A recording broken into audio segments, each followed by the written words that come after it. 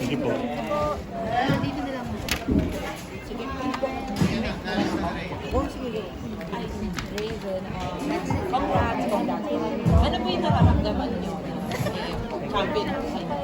Ayun po, talaga makapaniwala ako naman kasi hindi ko po in-expect talaga na mananalo po ako kasi ang dami ko na rin po balik dito po sa tabi ng Tangalan. At saka yung ika-apat na balik ko po yung swerte ko bilang head champion.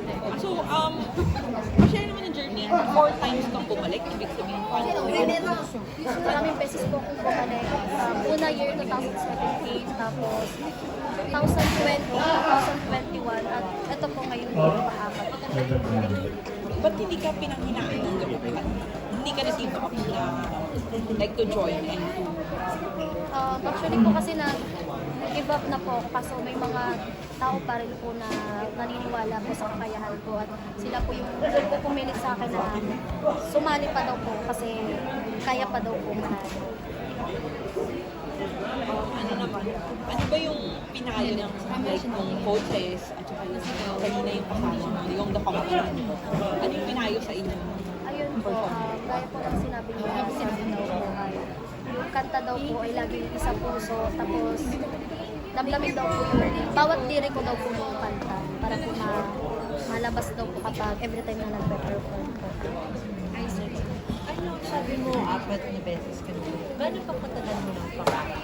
Kasi, bakit sa tabla? Oh, number 9. Simula bata pa lang po talaga ako, pangarap ko na po talaga makapag-perform or makita po sa dito po sa national television. Kaya po, ang sarap po sa pakiramdam na ito po, yung narrative ko ngayon, yung talaga di pa po talaga ako paniwala. Ma'am, nung nasabi niyo no, 4 na beses kayo bumalik, ano yung sinasabi niyo sa sarili ko? Nung bumalik ka na dito, parang ano yung motivation mo? Siyempre, gusto mo nang sumuko. Ano yung sinasabi mo sa sarili mo? Kailangan ko, ano yung drive mo para gawin ulit ito?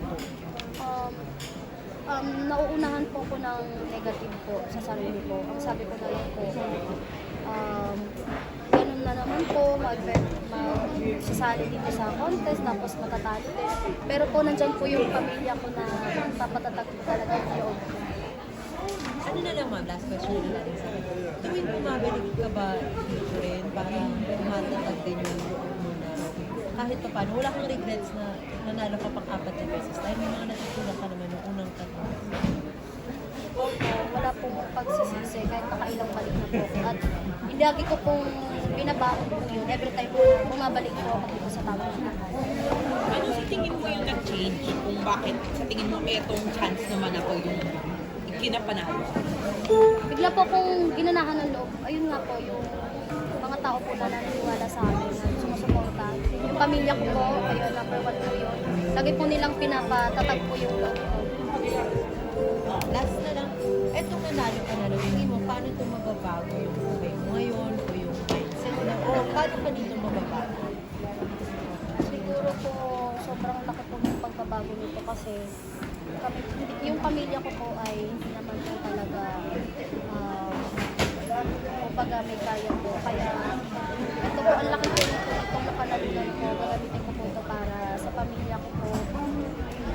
Inaanay mo rin ba yung pamilya sa pamilya? Yes po, para po sa pamilya. Sa pagkapanalo mo, sino yung mga gusto mong like makakolab in the future if ever given a chance? Gusto ko po makakolab kung sakali po ang mga idol ko po na si Miss Regine, Miss Maricet, sila Miss Clarice, lahat po ng artist ko dito sa ABS-CBN po. Sobrang pangarap ko na. Last question na lang, may message ka na ng ba? Sa mga leader mo, syempre minsan di ba tayo lagi nagtatagumpay. Gaano ba kahalaga sa pagkapanalo mo? Yung perseverance o yung hindi ka lang susunod? Ayan, sa mga katulad ko na paulit-ulit na bumabalik, try lang ng try kasi marami pang pagkakataon. Hindi pa naman huli ang lahat. Ayan, basta gawin nyo lang lagi yung best nyo. Thank you. Thank you. Hi, ako naman po mag-interview. from Push. Push. Ito lang po. Ano yung kanina nung ina-announce yung pangalan, since dalawa na lang kayo ni Eunice na natira, ano yung tumatakbo sa isip mo or ano yung reaction mo na ito na yun, nandito na kayong dalawa natitira? Parang ano yung sobrang lutang na ako. Hindi ko talaga alam kung ano na nangyayari sa paligid ko. Pero ang nasa isip ko na lang kung anong pinalabasan ng resulta. Sobrang laking pasalamat ko na talaga. Ano yung unang bagay na pumasok sa isip mo, yung narinig mo yung pangalan mo? Sobrang sarap sa pakiramdam. Kasi, ayun, sa dami ng balik ko dito, may maganda palang mangyayari. Ano yung plans mo after na tong tawag ng tanghalan, year 7? Ano yung naiisip mo or plano mo na gawin? Pahinga ba muna or sabak agad sa mga projects na gusto mo? Siguro kung may magbibigay ng pagkakataon, syempre po, i-grab po natin na kasi laking bagay po yun. Ayun po, kung halimbawa po magtuloy-tuloy. Pwede mo bang i-share sa amin kung ano yung gagawin mo sa napanalunan mo? Sa kanya po, para po to sa pamilya ko, kasi po wala po talaga kami sa bahay. Ano po na partner ko, at gusto ko po sana magkaroon ng sarili namin. Any message sa fans and supporters mo na sinamahan ka from your first tawag ng tanghalan hanggang ngayon sa pang-apat na comeback, ay pang-apat na comeback at ngayong nanalo ka na? Kaya sa mga nagmamahal at sumusuporta sa akin, maraming salamat sa inyo kasi kayo ang dahilan kung bakit hindi ako sumuko at kayo din ang dahilan kung bakit paulit-ulit akong bumabalik dito. Ito, para sa inyo to, mahal na mahal ko kayo. Congratulations! 2017, anong placement? Ano lang po, tawag ng tanghalan contender lang po. Hindi po ako nanalo. So 2017, 2020. Puro contender. In 2020 po, naging 3-time defending champion po siya. Tapos napamada po ako doon, natalo po ako. Tapos 2021 po, yung TNT versions naman po, natalo rin po ako noon. At ito po yung pang-apat po. Parang what made you self-push to with joining the contest? Parang ano yung naging motivation mo para sumali ulit? Yung pamilya ko, sila lang naman lagi nagpapalakas ng loob. Tsaka, ang sarap lang sa pakiramdam na nagpe-perform tayo sa harap ng maraming tao. Yun lang talaga. Plan mo bang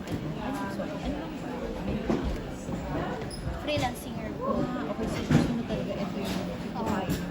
Oo po. Bakit naging passion mo yung bata? Video sa Bata pa lang po kasi ako, nakita na po ng magulang ko na, ayun po, marunong po kumanta. Tapos, mahihayin po ako ng time. Pinapakita niya po kasi mga video. Okay po, gano'n. Tapos, mga contest mo. hindi pa po. Late na po ako sumali ng contest. Parang 17 years old na po ako. Pero nag-lessons na.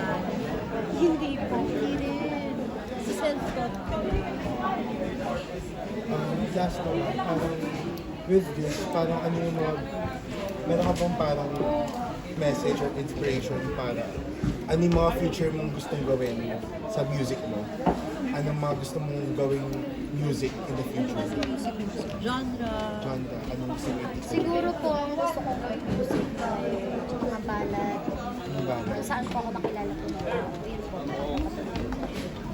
Thank you so much. Congratulations.